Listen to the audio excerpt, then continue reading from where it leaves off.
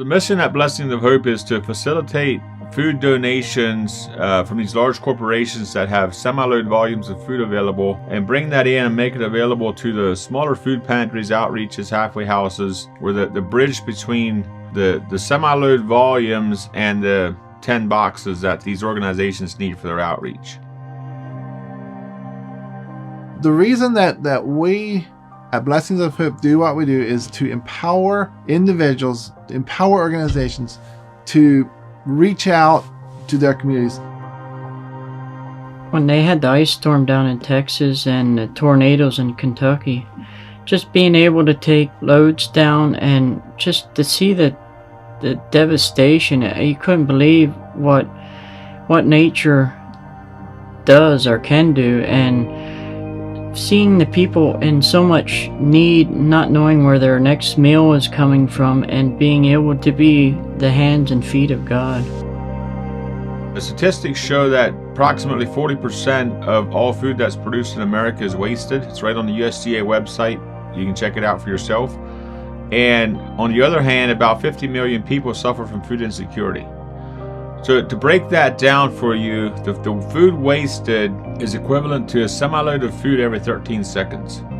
On the food insecurity side of things, the equivalent to the entire population of Pennsylvania, Maryland, Delaware, New Jersey, and New York is what's considered food insecure in America. So we believe if we can build a network, or we can build the bridge to bring those two problems together, the one problem would literally solve the other one. I started helping at an outreach in 2006. Absolutely fell in love with outreach. It was just connected with my heart. But I realized that it started actually when I was a little boy. My dad was in a wheelchair, and we were pretty poor growing up. And someone would bring us boxes of food, and I couldn't wait till they leave to see what they brought, because it was such a joy to experience that generosity.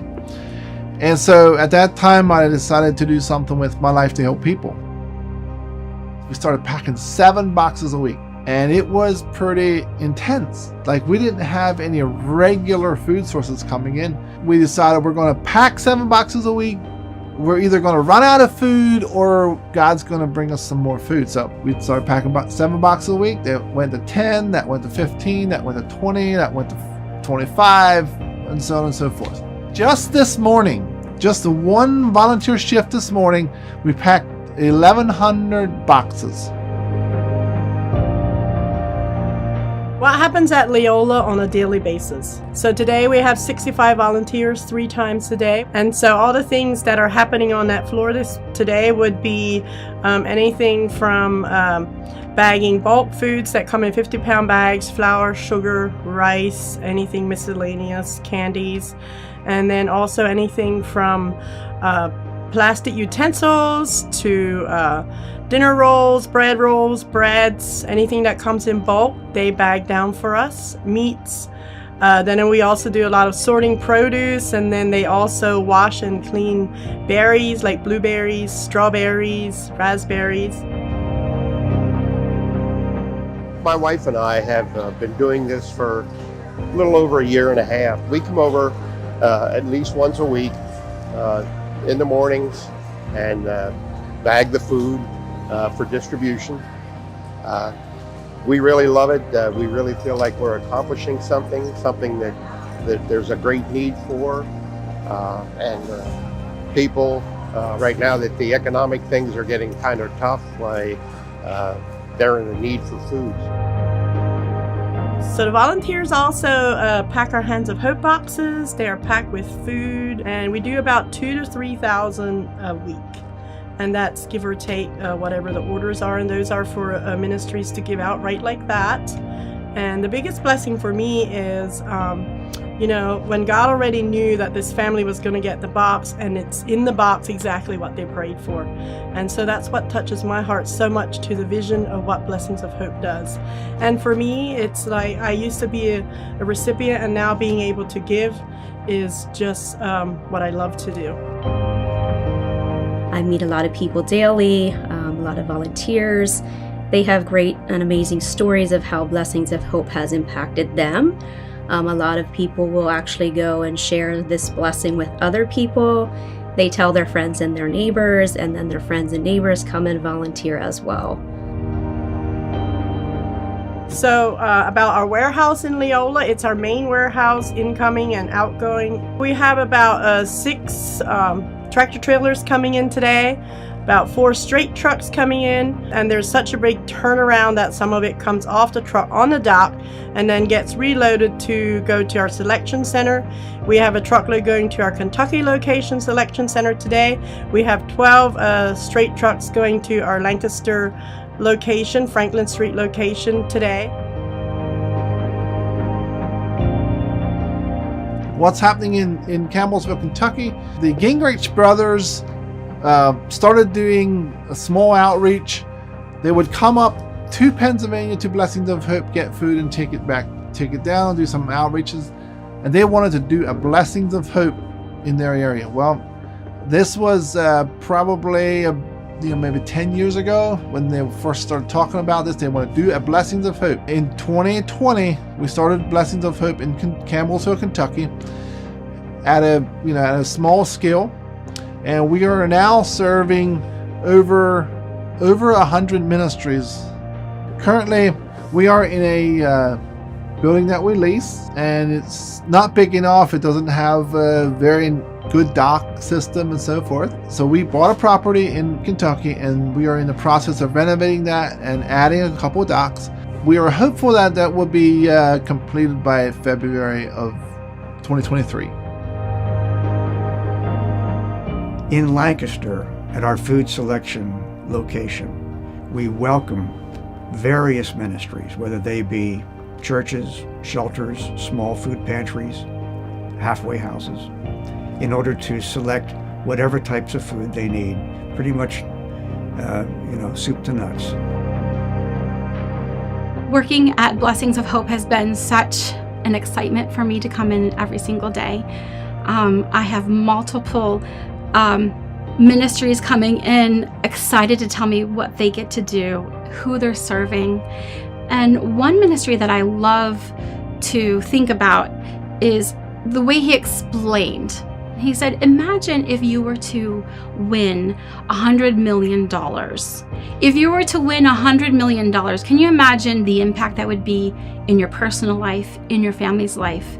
Imagine the expression you would have on your face, the shock, the amazement, the excitement.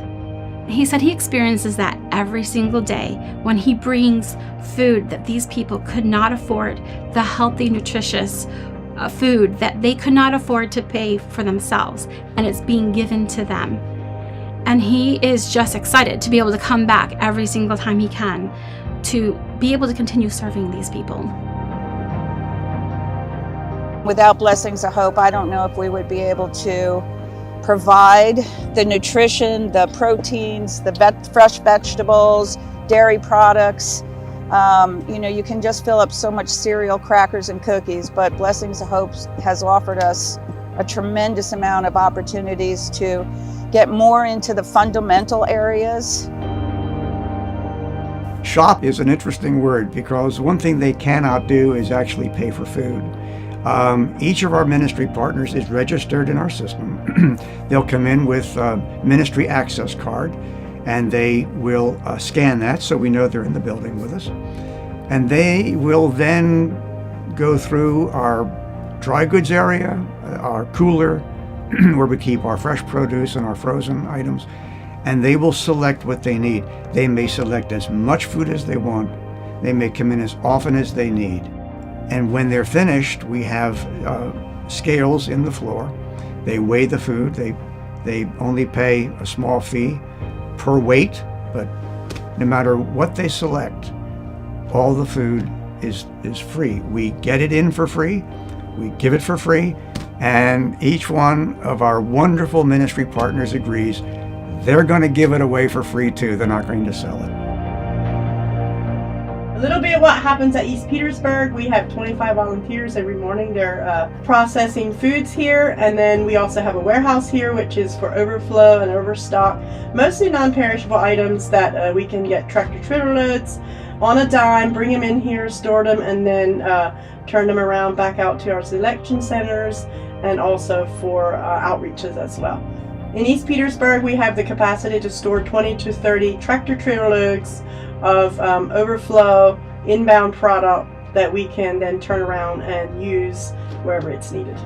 So mostly what the volunteers package is they cut up cantaloupes. Today they were bagging dinner rolls, and they get berries ready for the freezer, and just sort produce, whatever the need is to be done at the moment. In 2023, they will be doing dehydration at this location. Food outreaches are a part of what we do at Blessings of Hope.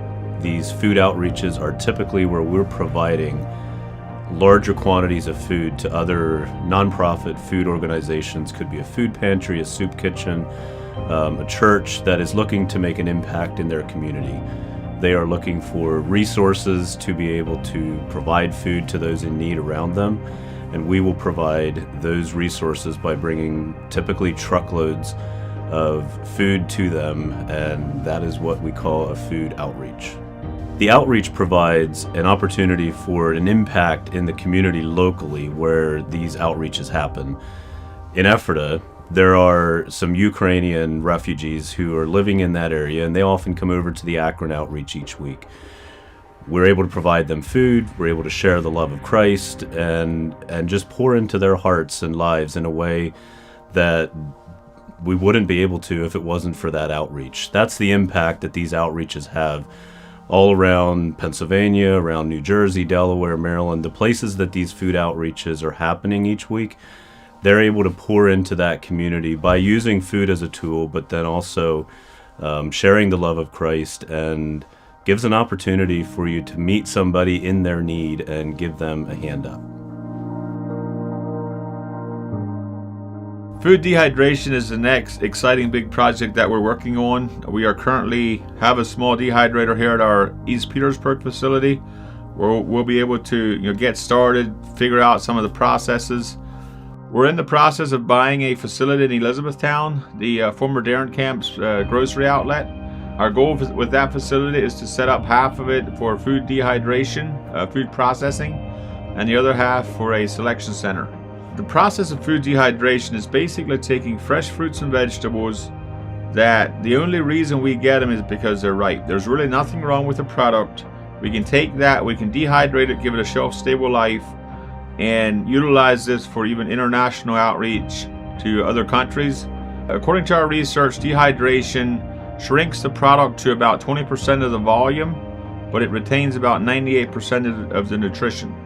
So we'll be able to take this product, give it a shelf-stable life, shrink the volume, for international shipping costs, bring those costs down by shrinking the volume, but still retaining most of the nutrition that we can then send into these third world countries around the world.